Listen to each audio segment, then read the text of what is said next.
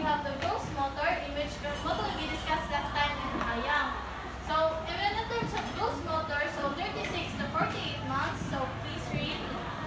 Hops 1 to 3 steps on her first foot. Skips with alternating feet.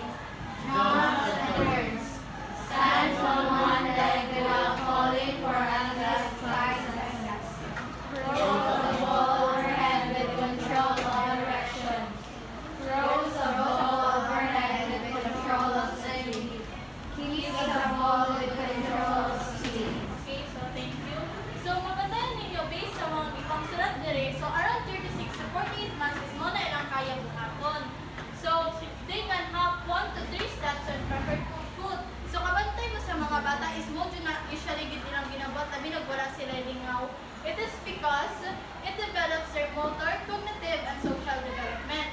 Dili pod is ang kining nga activities is makatabang sa ilahang nga ma-strengthen ang ilahang leg muscles, ilahang balance ug ilang coordination, as well as dili pod i-improve ang ilang hand-eye coordination.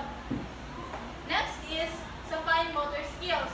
So under sa 36 to 48 months, they consistently turn pages for a picture or storybook, one page at a time, looking at pictures with interest. So kabantay mo sa mga bata kay kung makakita sila libro, ang pinakagusto nila is katag yung dagat pictures na binaka ng colored. Bisag wala sila kasabot sa sulat kasi makakita sila pictures nga na ay mga animals, na ay mga o ganahan di na sila bantog. Usually get is they are into storybooks. O dila pag sila makalearn. Next is purposefully copies diagonal lines.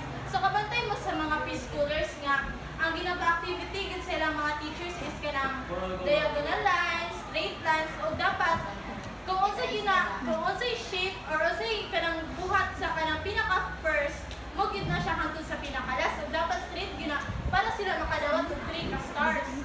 Next is purposefully bisects across, square, triangle, and cuts with scissors following a line. So mo na ang ginabot sa mga caregivers or sa mga teachers, di ba nga ang ilang ginabuhat is kanang magpa-activity sila nga kana bitaw maka-help bitaw sa mga preschools nga ma-engage bitaw sila when it comes to dili bitaw sila ma-engage kay di ba dili sila ganahan. So next 49 to 60 months. So copies a simple pattern of different basic shapes. Draws a human figure which is head, eyes, mouth, trunks, arms, and legs. Kabantay pud mo sa mga ginadrawing nga kanang mga human figure sa mga bata is dili same ang size sa tiil o sa hiwig ang mata. Balag bisag gusto na ang kanang shape bitaw sa head basta lang para sila is naka-drawing sila of human figure. Then next is draws a house without pumps using geometric forms. Kabantay pud mo nga tungod sa ilahang creative is bisag kung sa ang shape sa ilahang balay na ay pa ana ang curve ang ilahang atom, may uban na pinakalinis, may uban na duha ka buok, napunay pa nga dako pa ilahang balay. Oo. The next is colors with strokes stays within the lines. Nakabantay mo na mga bata nga when it comes to color is dili sila kanang ana ra gid ng color bisag asa ra padulong basta lang ang ilang aim is maka-color sila within that specific shape or unsa ba. Next is personal care and hygiene. So kabantay mo sa inyong sige tawag na inyong handout is nasumpay si personal care and hygiene kay 49 to 60 months in which kana siya is mali kay lahi si personal care. So when in terms of personal care and hygiene, in terms of self-help skills under the 36 to 48 months, they can pour from pitcher without any spilling. So kabantay mo, step by step is ang mga bata makaya na nila o kana bitang bubo bitaw og without kanang dili bitaw ma-spill. Diba sa una kanang digid balik kayan nga maka-spill gid sila. But due to their improvement or development is makaya na nila without any spilling. Feed self using spoon without spilling, dresses without assistance except for buttons and tying laces, and puts on socks independently. Mabantay po mo sa mga bata is kakadugay is dili na sila gusto matabangan sila inig mag-ilis o masuko na sila. Kaya ilang ang gusto is o sila na mismo magbuhat. And in terms with that, self-reliance and build confidence and prepare for school routine. Next is 49 to 60 months. So, feed self using fingers without spilling, prepares own food, dresses without assistance including buttoning and tying, wipes, cleans him or herself after a bowel movement, brushes teeth after a meal without having to be told, washes and dries and takes bath. So, kini nga mga time is, di ba, around sa 36 to 48 is kanang na sila need of assistance except sa button mo sa tying laces. Diri sa 49 to 60 is kaya na nila without any help. The diri pod is kaya na nila mag-brush sa ilang teeth, mag-wash o dry sa ilang face o mag-take a bath nga dili na sila istoryaan. Then kaya na po nila mag-prepare sa ilang own food. So, in this stage or sa ilang month is it foster independence of responsibility. Kay if analan na mo siya nga dili bitaw niya buhaton ang butang nga siya lang is maano siya ug ma-turn out nga too dependent bitaw kayo siya ug dili niya kaya buhaton ang isa ka. It's either mahadlok siya or di lang gid siya gusto tungod pinaanad. Next is dili na punta sa role of caregivers in growth and development of preschoolers. So, optimal physical development of preschoolers is largely influenced by the supporting caregivers. It could be the parent or the teachers who provide a stimulating environment and appropriate activities for the children. So, ang mga caregiver is napod sila yung role. So, with that, nakaprovide sila of stimulating environment nga appropriate para sa mga children. So, para sa kanang preschoolers, it engage preschooler children in simple games that involve running and walking. So, muna to dito pinakauna, di ba, katong around 36 to 48 months nga.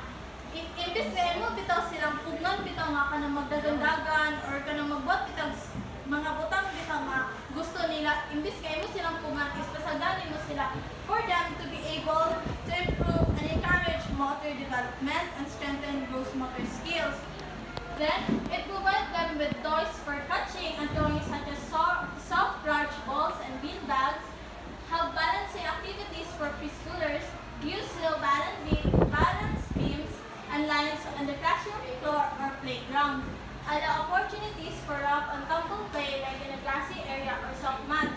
So in terms of kabantay, di ba mo uban parents is kanang medyo caring kay gid sila mga anak nga ang hinungdan is silang anak is too dependent na kayo kanang masam or madasma ra kadali is mahilak na dayon.